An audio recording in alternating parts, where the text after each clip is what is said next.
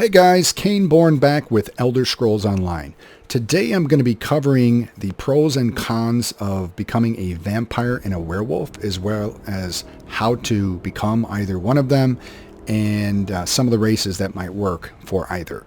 Why am I bothering to retread this ground when it's been done quite a bit, because this is a 3-year-old game? Well, the same reason I'm kind of redoing all of these noob guides for noobs, to show it from a different lower level perspective than some of these, quick talking veteran guys that are, old hats and all of this stuff. But more importantly, to update it, because a lot of the information that is currently out there is no longer good information. By a cursory search of the forums, I was finding out that vampires take 40% more fire damage. By watching Deltia's video from a year ago, I was seeing that everybody should basically be a werewolf no matter what, even if you don't want to pick one or the other, because you're going to get 15% stamina regen without having any abilities slotted or anything. That is also old and outdated information. So I want to make sure that there is easily accessible, good, current information for new players in 2017. So as of today, which is May 4th, 2017, this is the current state of vampires and werewolves, obviously subject to future change. First, I'm going to start out with a vampire. I might be a little bit impartial because, as you can see, if you zoom in here, I am a vampire. I am not necessarily advocating this as the best choice for my build. In fact, it's actually not recommended. Typically, people say werewolf is good for stamina builds and vampire for magicka. There is always room, though, for debate, and depending on your build, and let's face it, I mean, one of the coolest parts about Elder Scrolls Online is that you don't always have to min-max every little detail. Sometimes you can just have fun, and if it fits your character and you enjoy it, you can run with it.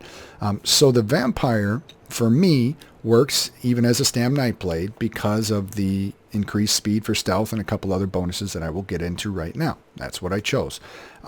A possible good choice of race, if you're going to go the vampire route, would be a Dunmer, or as I prefer to call it, a Dark Elf, because they have racial traits to increase their fire resistance, which can offset some of the negatives for being a vampire.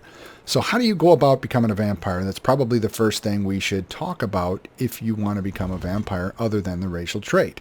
Well, if you open up the store, click on upgrades and go to skill lines, you do have the option to buy the quest for about 1,500 crowns. I think that's kind of crazy, considering the fact that there's 2 other methods that are completely free and aren't that time consuming. But hey, if you're the busiest person in the world, this is your bag. Go ahead and by all means purchase it. The second way would be to encounter an NPC that can bite you and turn you, or give you the curse, rather. You still have to go through a quest, no matter how you do it, whether you buy it, the NPC bites you, or the third way. Where you would go, I have an add-on running, which is called Destinations.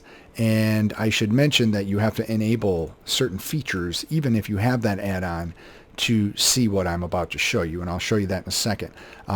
All 3 factions have their own area that you can go to become either a vampire or a werewolf, and depending on whether you want to do it with the NPCs or if you want to have a player turn you. It is for Daggerfall, Bankerai, which we are currently looking at. For the Ebonheart Pact, it is the Rift. And for the Eldari Dominion, it is Reaper's March. I'm going to be showing Bankerai because I'm in the Daggerfall Covenant, and that is what is easily accessible and already on my map. So that's what I'm going to show you. If you look on this map here, you kind of scroll in about center mass of the map, just above the graveyard, the Pelin graveyard, you'll see there's a couple of different icons for werewolf or vampire. There's more to the south and there's more to the north. Any of those areas, you can technically encounter the NPCs that will bite you and give you one of those curses. That is probably the least time-efficient method. There are some players who like to camp those areas and kill those mobs. There are people vying for both curses at the same time, and it is somewhat of a rare spawn. So not the most time-efficient, but a backup plan. If you would like a player to turn you into a vampire, that is your third option. Probably the most reliable. Definitely not 1,500 crowns. They may ask for a tip. Typical, I see around 2 to 5k gold to become a vampire, which I think is very reasonable because they can only do it once every 7 days. If you decide to go that route, you have to go to the Vampire Altar. It is just northeast of the Pellin's graveyard here. And again, that won't be marked on your map, but there is, some rocky foundations here. But it won't be marked on your map by default. And you can go to that altar, and when you're standing in that general vicinity, a player can bite you. In fact, a player could even bite you against your will if you just happen to walk up to that point and stand there.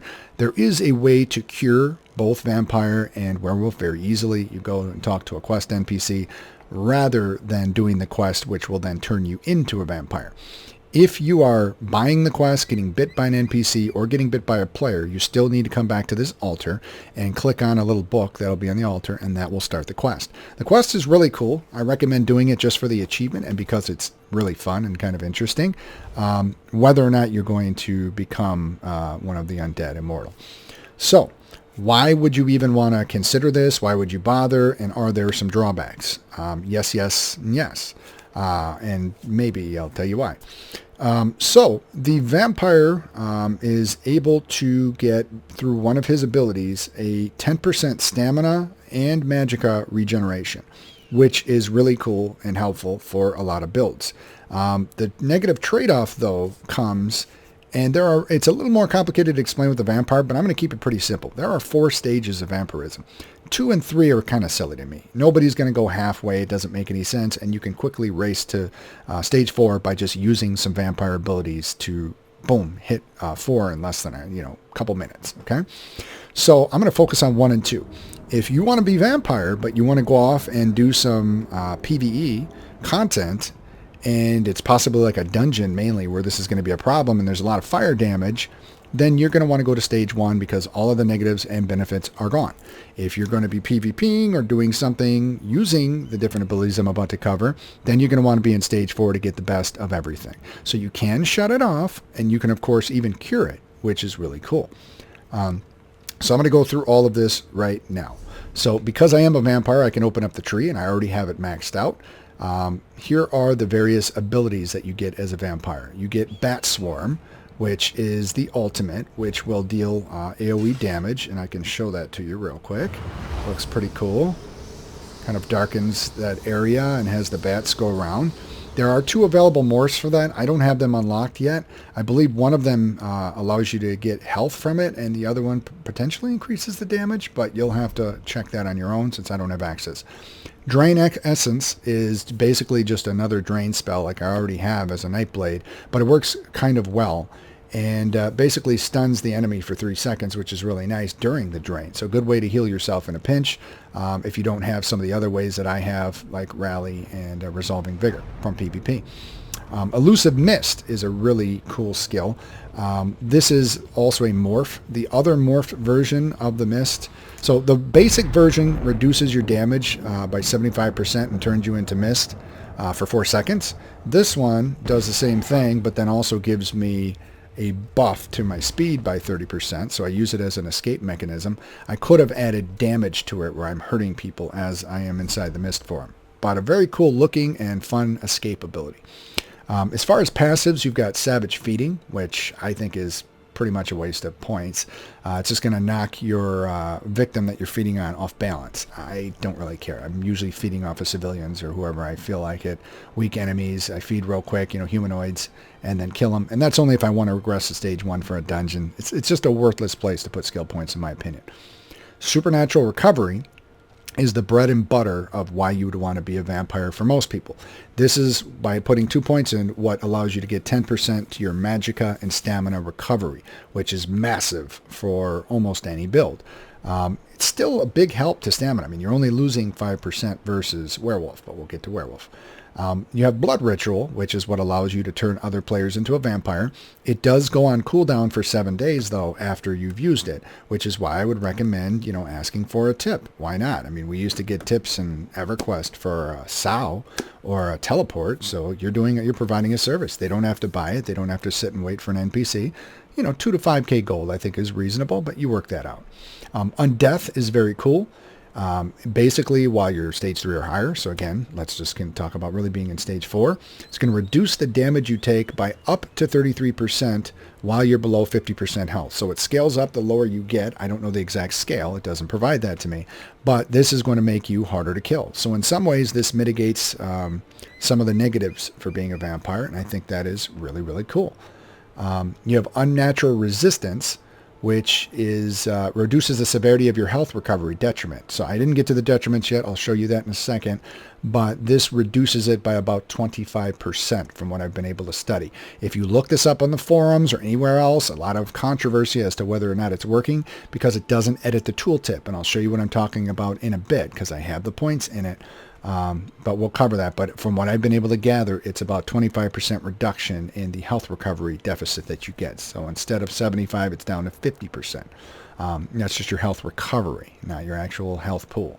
And then finally, there's Dark Stalker, which is the primary reason I decided to be a vampire. As a Nightblade, I like to sneak around and kill people. That is my favorite thing to do, primarily in PvP. This allows me to sneak with no crouching penalty, and as an added bonus, if it's nighttime, I'm able to hide 50% faster. So I can hide way faster after using mist to, get some distance, and then I'm able to move away a lot faster, so I'm able to both escape and sneak up on my prey a lot easier. So Dark Stalker combined with the 10% stamina recovery and even the magicka recovery for a Nightblade is pretty cool. So I'm happy with all of that stuff. Now, none of these things happen without having some deficits. So let's look at that. In stage 4 vampirism, in stage 1 you'll have no negatives, but you'll have no positives. Otherwise you're going to be in stage 4. In stage 4, your health regenerates 75% slower, and you can see the tooltip is not reflecting that ability, but I am told, and it looks like it because my health recovery was much lower before I put the points in. This is where you can look at your health recovery and see if it's improved a bit after you've added that other trait. So now you're getting 50% health reduction recovery.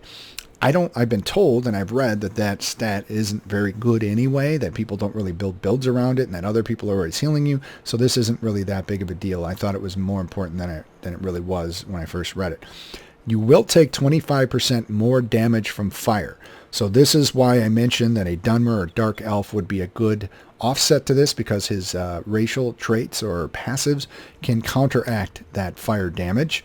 There were other reasons I decided to play a Red Guard for some of the stamina stuff, which we unfortunately have a coming nerf, but again, another video. And then besides that, your vampire abilities cost 21% less, which is really nice. So long story short, you're either stage 4 and you have all the negatives and positives, or you're stage 1 and you don't have anything. I wouldn't go halfway. I'm not going to bother explaining it. I think it's kind of stupid. But you can look that up if you're very interested in that. So that is all of the abilities and passives for a vampire. That is all of the positives and negatives, and that is telling you how to become a vampire.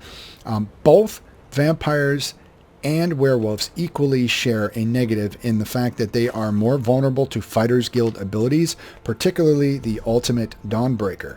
So if they have Fighters Guild abilities, and as you're leveling up, as long as you're in the Fighters Guild, it's going to max out. So it's one of the easiest things that I was able to max out. You're going to get stuff like Silver Bolts, fire a Dawnguard Vampire Hunter's crossbow to strike an enemy, dealing blah blah blah damage. That does a lot more damage to vampires and I believe werewolves. And then there is going to be some other stuff that is geared towards the supernatural creatures, one of which is Dawnbreaker does a massive amount of damage to vampires and werewolves.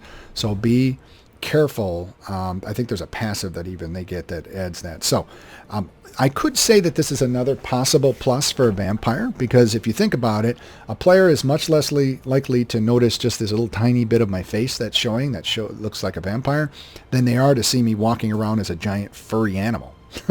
So there is that. So that should be everything that you need to know about vampire. Moving on to werewolf, unfortunately, I don't have the time nor really the interest to play a character that is a werewolf at this point. That does not mean I'm taking anything away from them. I think they're awesome depending on how you play. I just don't have one, and because I'm going to school and working and putting out lots of YouTube videos and trying to occasionally see my wife and son, I just don't have a werewolf, so I apologize. I should. You can definitely see them in-game and on many places, but I do want to discuss in depth how do you become a werewolf, what are the pluses and minuses, all that kind of stuff. So A possible good racial choice for a werewolf would be a Bosmer, which is, I like to call a wood elf. And that is because there is the potential to have more poison damage as a werewolf. And so that can offset it with the racial passives. Let's talk about a werewolf and his abilities and pluses and minuses. There is, again, as I mentioned earlier, a misconception that you just get 15% stamina regeneration because you're a werewolf and you don't have to have anything slotted or be in form. That is incorrect. You do have to have your ultimate werewolf ultimate slotted in order to get the bonus. You do not have to be a werewolf as far as I understand, but you do have to have the werewolf ultimate slotted. And the werewolf ultimate basically allows you to become a werewolf, so that kind of makes sense. You're not really a werewolf if you don't have the ability to turn into a werewolf. And everybody used to just take it no matter what, and it didn't make any sense to be to not be a werewolf at that point, unless you really wanted some particular bonuses. In general, stamina builds are supposed to gain more from being a werewolf. Where it differs is you don't just get a lot of abilities just for being a werewolf. You have to actually use them in werewolf form. So you have to find ways to stay in werewolf form, and you do kind of lose control of your normal self and a lot of the abilities that you like to use. That's what didn't really appeal so much to me. I'm going to use Deltia's website to show off the werewolf abilities, both because I don't have access to them, but because I think he did a fantastic job and does show the morphs as well. And plus, I would highly recommend you checking out his channel. Even though he's leaving ESO, he's got some incredible content. So I would aspire to get anywhere near the quality and amount of content that he has.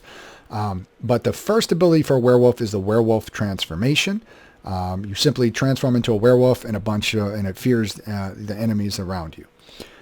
Once you have become a werewolf or you're using this ability and you level it up, you can add one of these morphs to it. You can either do Pack Leader, where other werewolves are going to gain their ultimate faster, so you're able to kind of play off of each other and get your werewolf ability charged up quicker, or you can increase your light attack bleed damage by 40%, which is kind of cool. As far as active skills, you have Pounce, which is your gap closer, and then you can either add something to it where it increases the amount of time you stay in werewolf form, or you can add an AoE to it. You have Hircine's Bounty, which will heal yourself. It's a self-heal, which is nice to have. And then you can morph it to increase weapon damage for yourself, or add a heal over time in addition, so for survivability.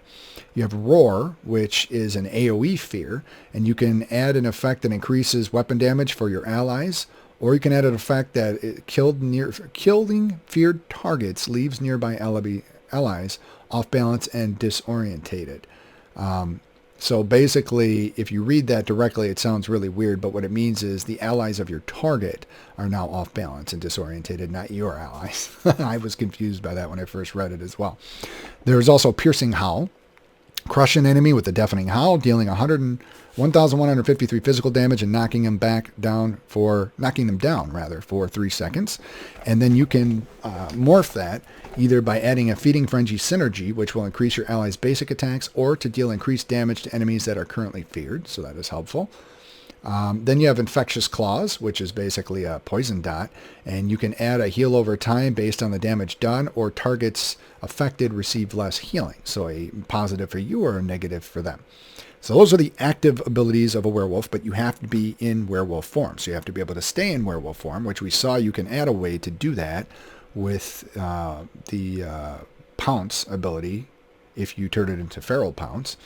You also can do that with a bunch of these passives. There are other things these passives do, but a lot of the passives help you stay in werewolf form.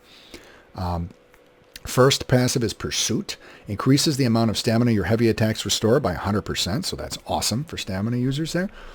Devour, you can basically eat humanoid corpses, whether they're NPCs or player corpses, to stay in werewolf form for longer. You have Blood Rage, which increases your time in werewolf form by 3 seconds. But it does, basically every time you're hit, it increases it for 3 seconds, but there is a 3-second cooldown. So it doesn't just obviously last forever. You've got to keep getting hit, and there's a cooldown period in there. There's Blood Moon, which allows you to pass on the curse to other players. So again, a potential money-making thing and a way to help your friends and guildmates. You have Savage Strength, which increases your weapon damage by 18%, which is huge. You have Call of the Pack, which increases the duration of nearby allies. So once again, there's a couple different abilities that allow you and other werewolves in a group to be more effective. So a lot of cool things to do with the werewolf. The same negatives apply as far as the Fighters Guild issues, where Dawnbreaker and some of the other abilities are going to hurt. You also have a 25% poison damage increase when in werewolf form, and that's why, again, I recommended a Bosmer as a possible counter to that. But the 15% stamina regen is huge, and a lot of the abilities are very cool and interesting. And as far as becoming a werewolf, it's a little redundant here, but I'll just show you again. For Daggerfall, it's Bankerai. For Ebonheart Pact, it's the Rift. And for for Aldari Dominion, it's Reaper's March. And again, if you have the add-on running, you'd be able to see same places where the NPCs bite you. You can become a werewolf. The altar is actually across the river here if you want a player to bite you. And of course, you come here to complete the quest no matter what, and you can buy it in the store in the same place. So becoming a werewolf is very similar. It is a different quest, and again, it is very cool and a different achievement. So you may want to consider doing that as well.